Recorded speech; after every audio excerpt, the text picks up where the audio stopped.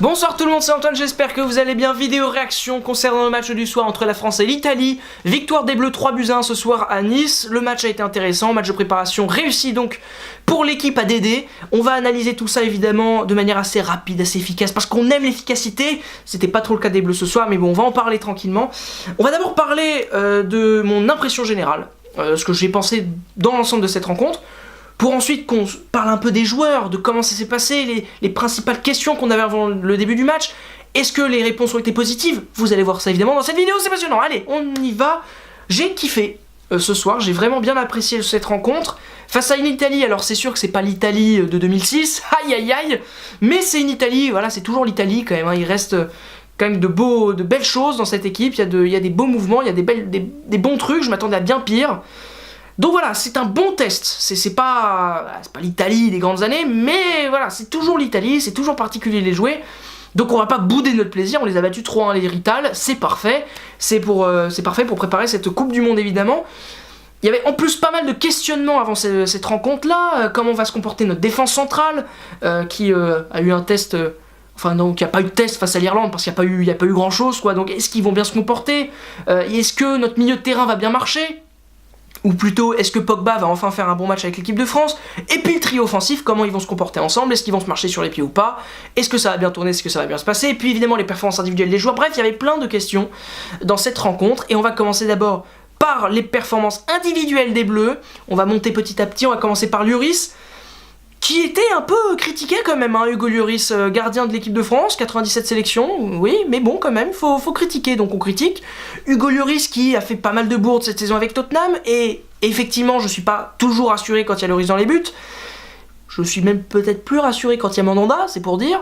Mais donc voilà, Hugo Lloris était aussi surveillé ce soir, et il fait une première mi-temps qui... ouais, on n'aime pas, hein, la première mi-temps elle est catastrophique, il a rien à faire de la mi-temps, sauf ce coup franc de Balotelli. Alors oui, c'est difficile parce que le ballon arrive vite, ils sont prêts et tout, bon ok, il y a peut-être plein de circonstances atténuantes qui expliquent l'erreur de Lloris, mais pour moi il y a erreur, il doit pas y avoir ce genre de but, un Neuer, un De Rea, un Oblak, ça fait pas ces erreurs-là. Et moi je pense que Hugo Lloris est un gardien qui a les capacités pour être à ce niveau-là. Ça, c'est pas possible. Et il en a fait beaucoup trop à Tottenham, il en a fait déjà quelques-unes en bleu. C'est pas possible. Et par ailleurs, il m'a quand même montré par moments que c'était un gardien qui était capable de faire de grandes choses en bleu comme en club. Donc c'est un peu gênant avec Lloris, et ça s'est confirmé ce paradoxe-là, avec la deuxième mi-temps qui est pour moi bien meilleure. Hugo Lloris a fait quelques parades décisives, franchement. Alors les arrêts étaient pas impossibles à faire, c'est pas des arrêts dingues, mais il était là. Et en deuxième mi-temps, il m'a rassuré. Et il y a d'ailleurs un facteur qui montre que Lloris a fait une bien meilleure deuxième mi-temps et qu'il était mieux dans son match, c'est son jeu au pied. C'est-à-dire qu'en première mi-temps, il était lent, mais comme c'est pas permis, 2 heures avant de taper un ballon, quoi. C'est pas possible. En plus, il a un jeu au pied de mon niveau. Je pense que même... ouais... Je sais pas si c'est très gentil pour lui quand même de dire qu'il a mon niveau de jeu au pied, mais c'est pour vous expliquer un petit peu. Moi, ayant un niveau de jeu au pied assez moyen, digne d'un tennisman français à Roland-Garros... ouais, encore violent celui-là. Non mais globalement, Lloris a été très lent en première mi-temps sur ses coups de pied, et alors en deuxième mi-temps, il a été plus du tout. Il a été rapide, efficace, il relançait vite. Alors oui, il y a du déchet, mais il relançait vite, et ça c'était quand même assez agréable. Devant, il y avait donc Adil Rami et Samuel Umtiti qui étaient surveillés. Umtiti a fait son match, voilà, point barre, il a été bon. Il a eu quelques moments un peu moins bons, mais voilà, c'est quand même une très bonne garantie derrière, je trouve, Samuel Umtiti, quand il est à ce niveau-là en tout cas. Et puis à côté de Rami, bah ça a bien marché. Rami, c'est pas le plus sexy, c'est pas le mec qui court le plus vite, c'est pas le plus technique, oui, mais il fait le boulot, et ce soir, les Rital, bah ils se sont un peu cassés les dents devant notre équipe, sauf en deuxième mi-temps, au début, où il y a eu quand même pas mal de flottements. Mais dans l'ensemble, les deux ont fait une bonne performance, donc pour moi le test est réussi, c'est validé. Ensuite les latéraux. Et bah les latéraux, on pouvait se poser pas mal de questions quand même, parce que bon, Benjamin Mendy et Djibril Sidibé semblent être bien partis pour être les titulaires au mondial, mais on voulait un peu avoir une impression sur ces deux doublures un peu surprenantes quand même, hein, de la part de Didier Deschamps. Lucas Hernandez est un joueur qui n'est là que depuis mars. Benjamin Pavard, au moment où il a été sélectionné pour la première fois, je faisais partie des gens qui se disaient c'est une blague, mais les deux ont apporté leur garantie, je trouve, surtout Lucas Hernandez qui a vraiment été très bon ce soir, très rapide, très percutant, à l'image du penalty qu'il provoque. Je l'ai trouvé très bon, j'ai trouvé très intelligent dans ses déplacements. Pour moi, c'est une réussite. Pavard a été très bon début du match, il a fait cette passe décisive sur le premier but, ou quasi passe décisive parce que son centre sur Mbappé est quasi parfait.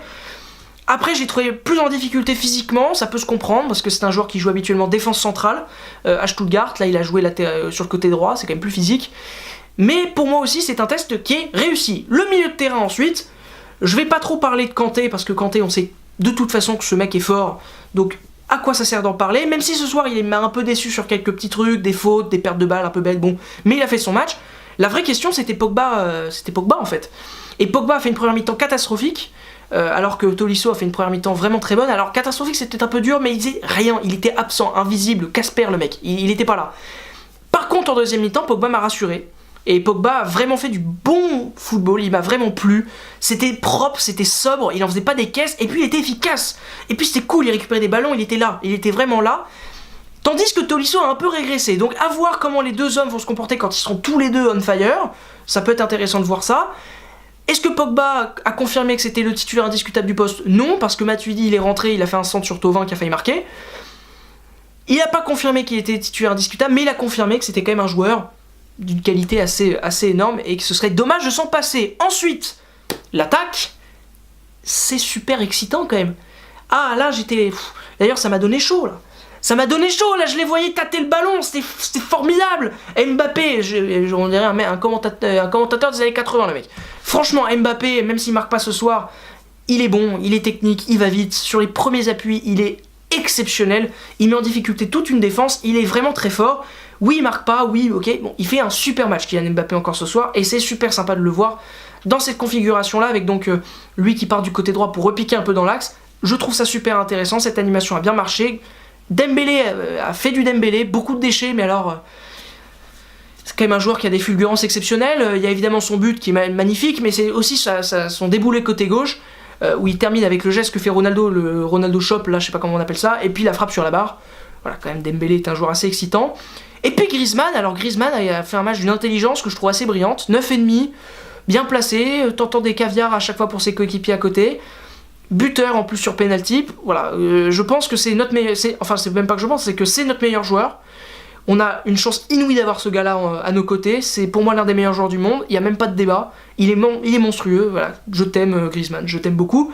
Alors que les remplaçants, ça a été plus compliqué, alors à part Thauvin qui a fait une bonne rentrée, alors bon, c'est pas un grand joueur Thauvin, on le sait, mais bon, il a fait une bonne rentrée, il a failli marquer son premier but, ça aurait été beau d'ailleurs face à l'Italie, ça aurait été pas mal du tout.